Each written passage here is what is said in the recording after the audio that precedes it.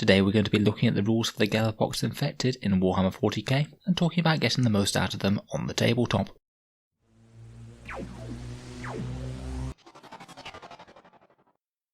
Hello and welcome back to Auspex Tactics, the strategy focused 40k channel, where we're all about getting the most out of our miniatures on the tabletop. Today we're going to be having an in-depth review over the Gellerpox Infected, the Nurgly Chaos guys from Kill Team Rogue Trader, that also have 40k rules and can absolutely be fielded in games of Warhammer 40k. These guys and their counterparts, the Elucidian Star Striders, got me quite interested when they were released. We've often seen Games Workshop test the waters for new armies in box sets like this. I do wonder if at some point down the line we might see expansions of these ranges, perhaps a more fleshed out Rogue Trader faction. Today though we'll be focusing on the rules for the ones that we have in game, look at how you field them in an army, take a look at their units and talk about the relative benefits and drawbacks, and a few thoughts about how I think about using them in a game of 40k.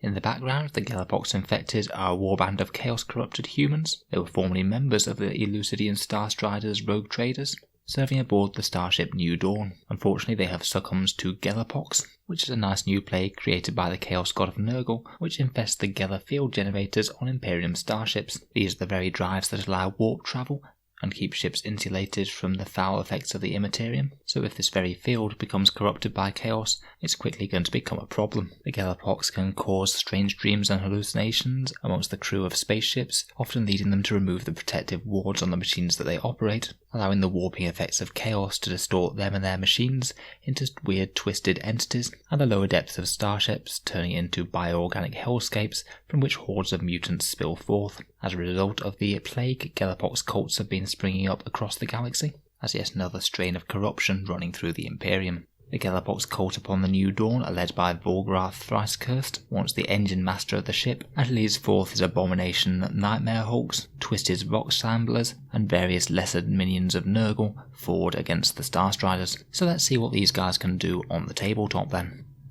So in games of 40k you can either field these guys in their own detachment. Unfortunately, despite having the Nurgle keyword, they can't be used in a Nurgle detachment as they don't have it in the faction keywords. I found this a bit of a shame, as it would have been good to include them as cheap HQs or cheap troops and things in a big Nurgle brigade detachment or something, but unfortunately this is currently not the case. If you include Volgrath himself in the army, then the Gellerpox affected units must set up within 6 inches of him at the start of the game. Because of the way that the datasheets are worded, you're only going to be able to field them as part of a patrol detachment, as you can't get multiple troops or multiple HQs, so you're not going to get many command points out of it. However, you can make Volgrath Thrice Cursed your warlord, and if you do then he gets 3 command points, but they can only be spent on Gellerpox Infected stratagems, and they aren't free to use throughout your wider Chaos army. 3 command points is pretty good, but the Gellerpox Infected stratagems aren't exactly overwhelming, and we will talk through them in a bit.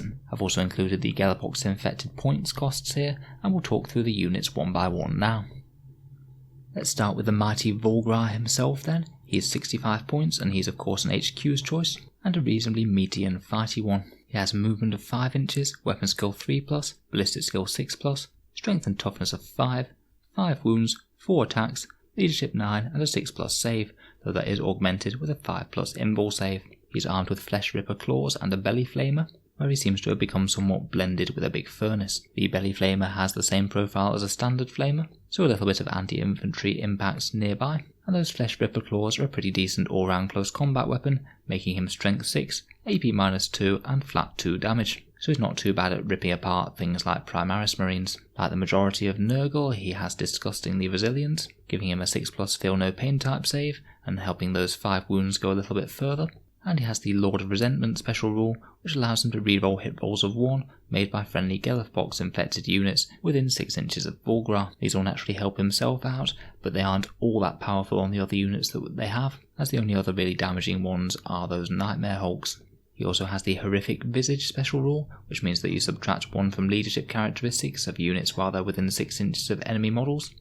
So he might be able to scare a few enemy models to death as well if he's lucky. Overall, he's a decently cheap HQ choice, reasonably fighty for his points, and reasonably survivable. Could be a cheap way to add a little bit of close combat threat. Next up we come to the Hullbreakers, and credit to Warhapedia for the excellent datasheet.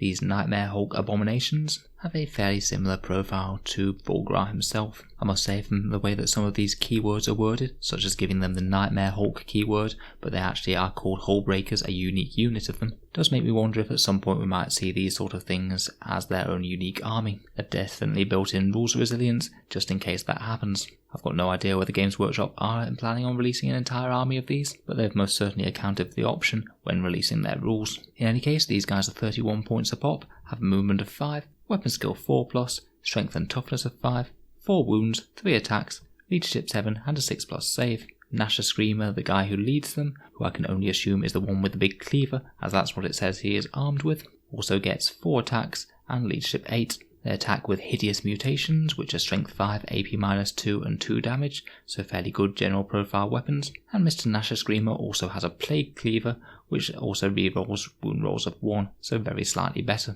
In terms of damage outputs, they're not bad, but they're not exactly massively overwhelming either.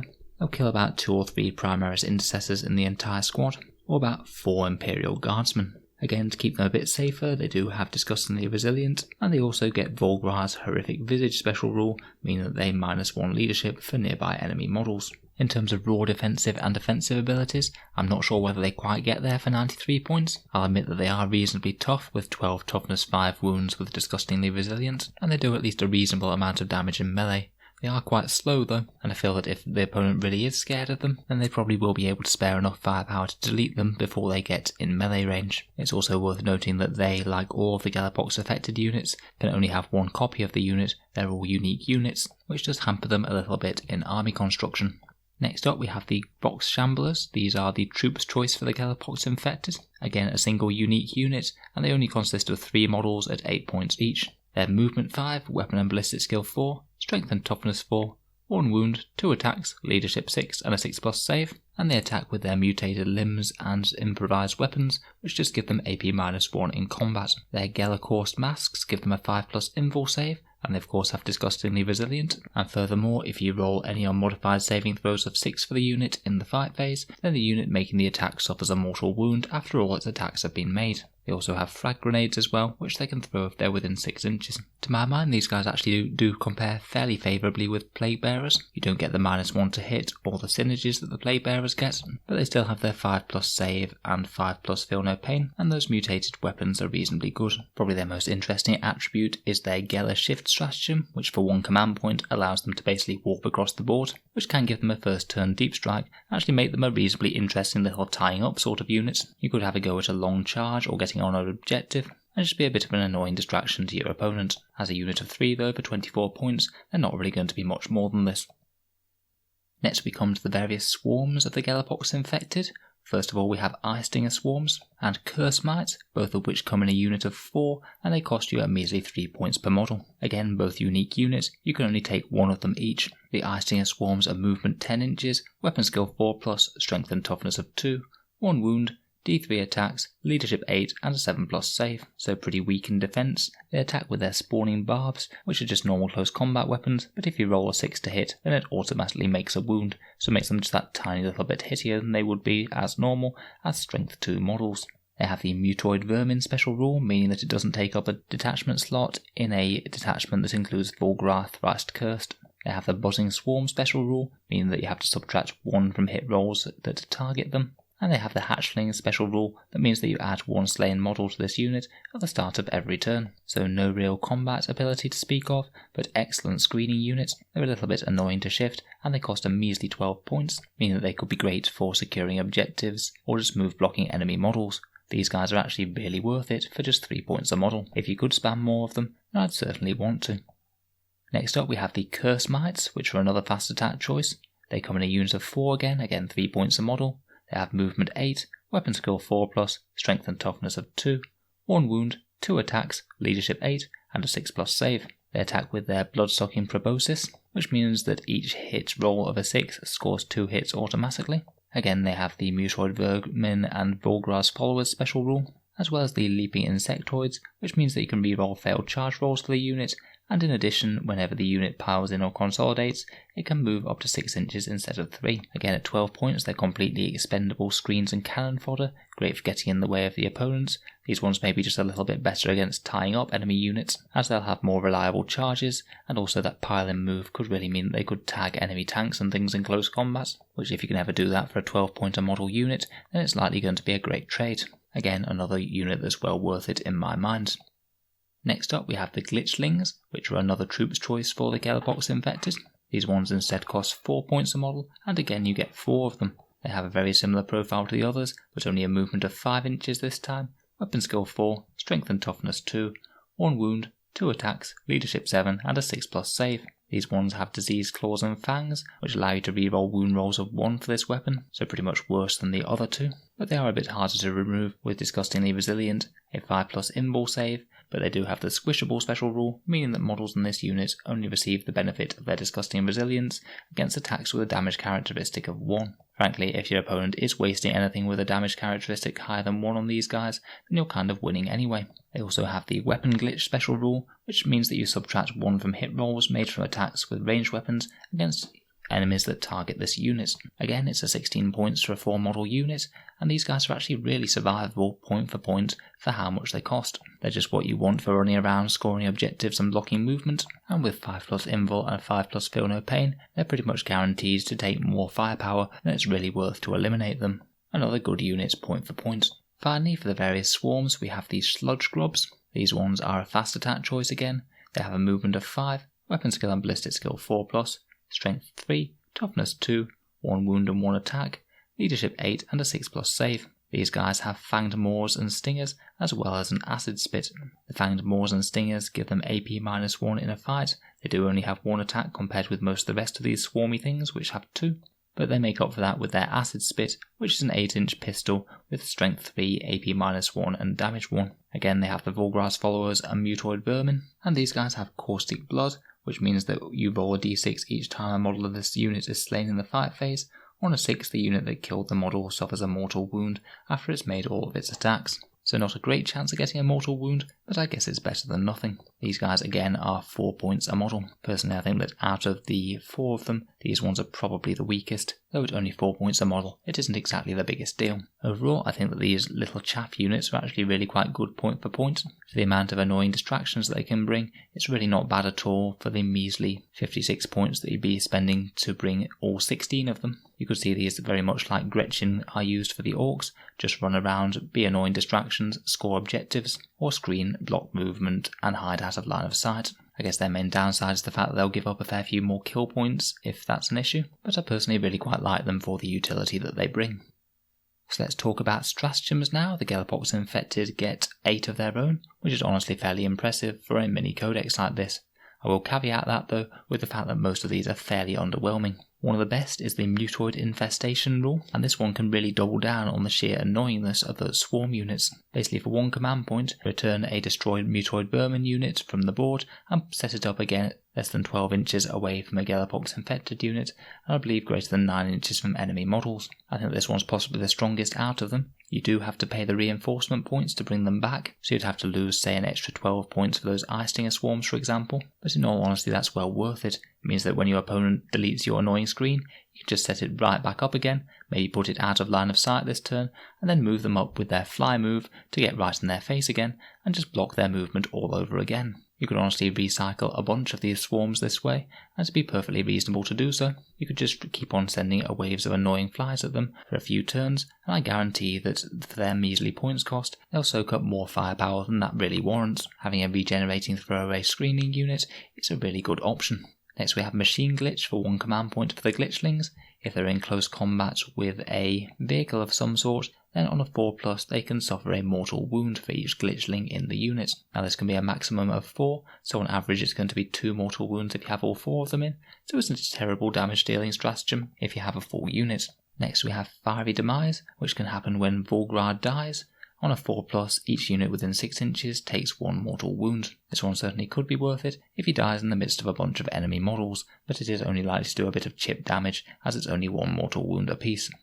Geller Shift is that one for shifting those box shamblers across the board. Could be a very handy way of getting on an objective turn 1, or just jumping across the board and giving yourself a risky charge to try and lock up an important enemy shooting asset.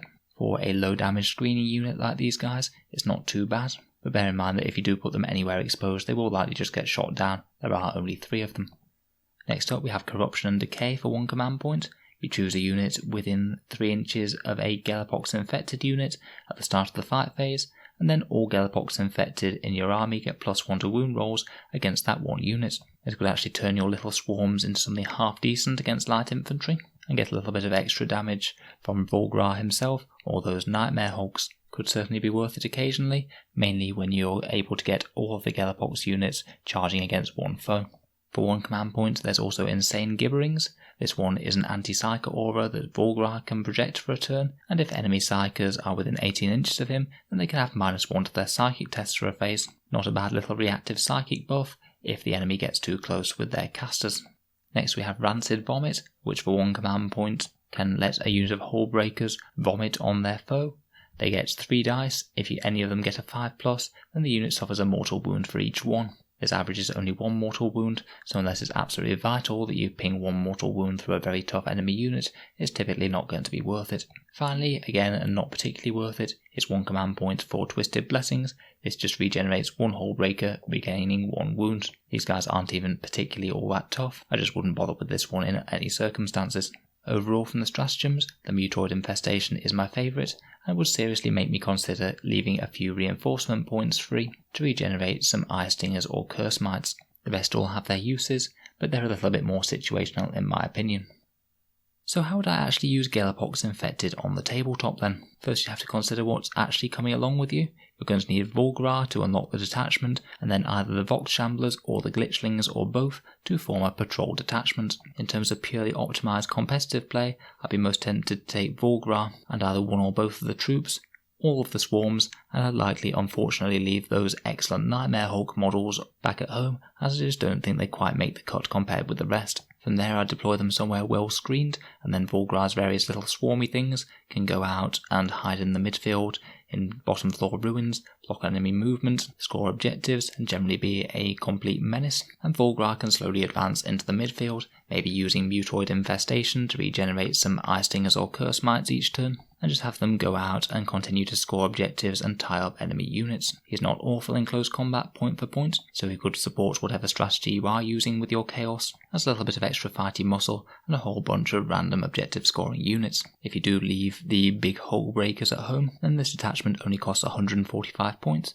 and I honestly think that it could well be worth it for the extra options that it gives you. If you were pretty certain that you were using the Mutoid Infestation rule, then it wouldn't be unreasonable to make Volgrar your Warlord as well, which means you could basically do it for free each turn, barring the reinforcement points. I also wouldn't forget the Geller Shift option to allow those Vox Shamblers to get into an unlikely position. Even a few random infantry models could make a big difference to a game if they either deny enemy deep strike, secure objectives, or tie up big guns. So overall, I think point for point the Gellerpox Infected actually really aren't all that bad, and I'll admit I'm fairly surprised to be saying that, considering that they're quite a niche release for a specialist game. For me, the main opportunity cost that you give up is the ability to take an extra detachment. Typically you only take 3 in a 2000 point game, so if you needed 3 for other things, then these guys likely wouldn't make the cut. If you do have a spare detachment and 150 points to fill in a Chaos list though, then I honestly think that these guys are great supporting units. They can run around securing the objectives and annoying the opponent, while your actual damage dealers set about destroying the enemy army. So let me know your thoughts and opinions on them down in the comments below, particularly if you've had a chance to use them in games of 40k yourself. I'll certainly be interested to see if they ever get a 40k release in full. I'll be looking to cover the Elucidian Star Striders sometime in the near future, so feel free to subscribe if you'd like to see that, or any other 40k content that comes out on the channel.